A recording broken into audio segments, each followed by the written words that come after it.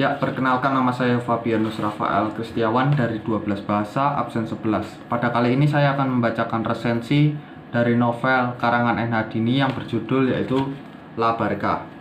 La Barca merupakan salah satu novel terbaik karangan N. Hadini, diterbitkan pada tahun 1975 oleh Dunia Pustaka Jakarta dan memiliki tebal 205 halaman. Pada tahun 1976 novel ini mengalami cetakan yang kedua, dan pada tahun 2000 penerbitnya dilakukan oleh Grasindo Jakarta, dan pada tahun 2010 diterbitkan lagi oleh PT Gramedia Pustaka Utama atau yang biasa disingkat dengan GPU di Jakarta. Keseluruhan cerita dalam novel ini disajikan dalam 5 bab yang masing-masing diberi judul sesuai dengan tokohnya. Pada bab pertama diberi judul Monik yang merupakan tokoh utamanya. Kemudian pada bab kedua yaitu Francine, dan bab ketiga Shelby. Pada bab keempat yaitu Yovne, dan yang terakhir di bab kelima yaitu diberi judul dengan sastra ini termasuk ke dalam genre non-fiksi karena dalam novel ini bercerita tentang kehidupan nyata dengan topik yaitu percintaan, lebih dominan menceritakan percintaan daripada kehidupan biasanya. Kemudian riwayat hidup penulis, nama lengkap Nurhayanti Sri Hardini Siti Nukantin, namun memiliki panggilan atau sebutan yaitu N. Hadini. Ia beragama Islam, lahir di Semarang, Jawa Tengah pada tanggal 29 Februari 1936 di Indonesia. N. Hadini termasuk ke dalam sastrawan terkenal, maka tidak heran bahwa ia memiliki reputasi yang bisa dibilang baik.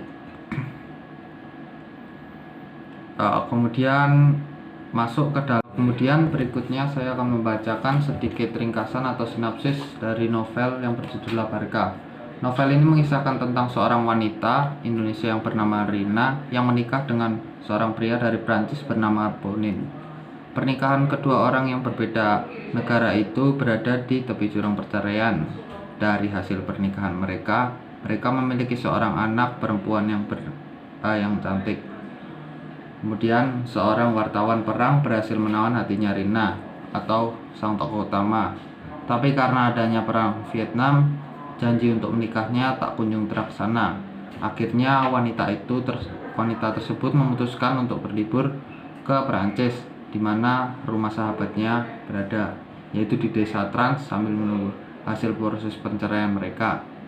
Selama proses perceraian mereka itu berlangsung, suami Rina masih sering mengirimkan uang kepada Rina untuk biaya hidupnya dan untuk membeli segala sesuatu yang berkaitan dengan anak mereka. Kemudian Rina datang ke La Barca atas undangan sahabat baiknya yaitu Monik. La Barca terletak di Perancis Selatan, dekat dengan kota wisata Nice dan Cannes yang terkenal. Tanah seluas 7 hektar itu dipenuhi dengan pohon-pohon anggur yang telah tua atau tertinggal tidak terpelihara. Di sela-sela rumput ilalang terdapat daun-daunan bumbu masakan seperti romarin, mariolin, vanili, dan sebagainya. La Barca bentuknya persegi panjang, dindingnya kuning keputihan, diseling abu-abu dari batu-batu dan semen yang pada beberapa tempat kelihatan pula bekas-bekas kerangka binatang laut yang berserakan. Sebelah kanan dan kiri La Barca dikelilingi oleh gundukan bukit yang pemandangannya sangat indah. Di balik bukit juga terdapat pantai yang biasa digunakan para turis untuk berjemur. Monik atau sahabat Rina, seperti yang dikatakan sebelumnya, Monik dan Rina akan mendapat kamar di rumah Monik selama tinggal di La Barca. Kamar itu adalah ruangan tidur terbesar dibandingkan dengan kamar-kamar lainnya. Monik dan Rina bertemu pertama kalinya ketika Rina bekerja sebagai pengasuh anak. pada satu keluarga insinyur yang kembali ke Prancis asal Indonesia. Sejak saat itu, Rina berhubungan baik dengan Monique dan mereka sering bersurat-suratan teratur. Beberapa hari yang lalu, Jacques dan Monique datang dari Kongo. Dia sudah bercerai dari istrinya dan berencana tinggal di La Barca untuk beberapa waktu selama musim liburan. Lalu ada juga pendatang baru, seorang wanita muda yang ingin merayakan hari ulang tahunnya yang ke-20 tahun di La Barca, rumah milik Monique. Ia bernama Sophie. Badannya tinggi buat ukuran perempuan sempurna dengan betis dan kaki yang ramping serta panjang. Pinggul dan dadanya menggairahkan wajahnya. Tidak istimewa, kecantikannya tidak luar biasa.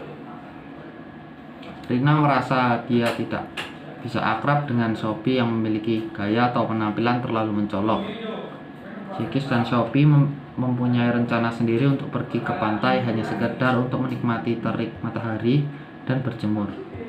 Rina sebenarnya tidak suka terik matahari yang menyengat, tetapi dia ikut dengan Jacques dan Sophie untuk mengajak anak-anaknya bermain. Anak Rina sangat suka dengan pantai dan pasirnya. Dalam masa kesepiannya yang dilewatkan di Villa La Barca, Rina digoda oleh seorang pria bernama Don Juan. Tapi kesadaran akan harga dirinya dapat mengatasi. Kemudian seorang mahasiswa yang lebih muda dapat mengetuk hatinya. Pria itu bernama Robert. Suatu ketika mereka berjumpa mesra tanpa seorang pun yang tahu, dan Rina tidak dapat menolaknya. Malam itu mereka menjadi sepasang kekasih. Tetapi Rina bimbang. Dia seperti menyesali perbuatannya pada malam itu dan dia ingin menceritakan kepada Christine. Karena Rina tidak ingin Christine mengetahui hubungannya dengan Robert dari orang lain, Rina bingung bagaimana harus menceritakannya kepada Christine. Tetapi Christine mencoba mengarahkan Rina untuk menceritakan tentang hubungannya bersama Robert. Ternyata Christine menyetujui hubungan Rina dengan Robert.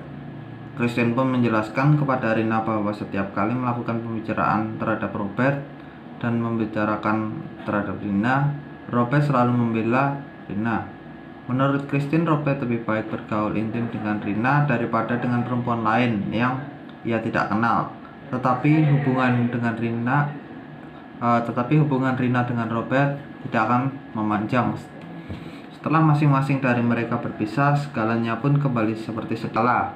Kini pengertian Christine yang ditujukan terhadap Rina dapat dipercaya sepenuhnya. Selain dasar sifat yang serba luas dan menerimanya, Christine juga pernah mempunyai kekasih dengan pemuda yang lebih muda daripada umurnya. Ya, bahasa yang digunakan dalam novel ini menggunakan bahasa yang baku dan formal. Pada beberapa kata asing dicetak menggunakan font yang miring agar memudahkan para pembacanya untuk mengetahui itu merupakan kata asing. Kemudian novel ini mendeskripsikan kondisi cuaca, suasana, tempat dengan sangat detail dan jelas, sehingga kita sebagai pembaca seperti diajak masuk ke dalam sebuah ceritanya, merasakan suasana apa yang ada di kota Perancis saat itu. Novel ini dituliskan menggunakan penalaran baik dari alur cerita maupun isinya. Semua bisa dibilang logis. Dan karena beberapa permasalahan yang ada dalam novel ini sangat terlihat realitanya di Indonesia, seperti terjadi perselingkuhan, perceraian, yang memudahkan pembaca untuk cepat memahami permasalahannya. Selain itu, unsur pembangun novel ini seperti intrinsik maupun ekstrinsik sudah terlihat sangat baik. Ya, menurut saya fungsi atau manfaat dari novel ini yang pertama yaitu sebagai nilai estetis, karena dalam novel ini memperlihatkan beberapa latar tempat dideskripsikan dengan sangat detail. Suasana dalam novel ini sangatlah tergambar jelas.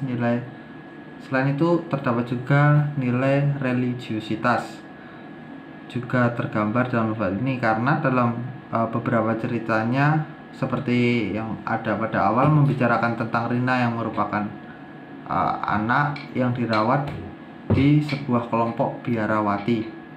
Selain itu, dari beberapa nilai moralitas, membuat novel ini saya rasa memiliki banyak manfaat bagi para pembacanya, bukan nilai estetisnya saja, tetapi juga banyak pesan moral yang beberapa pembacanya. Selain itu, penulis juga memunculkan permasalahan teks seperti sebelum menuju jalan pernikahannya, seperti ada beberapa pesan moral, yaitu yang diusung oleh N. Hadini atau penulisnya, yaitu sebelum menuju jalan pernikahan sebaiknya memantapkan dulu pilihanmu, karena sebuah pernikahan merupakan sebuah kesakralan. Sekian resensi yang dapat saya berikan, kurang lebihnya mohon maaf. Terima kasih.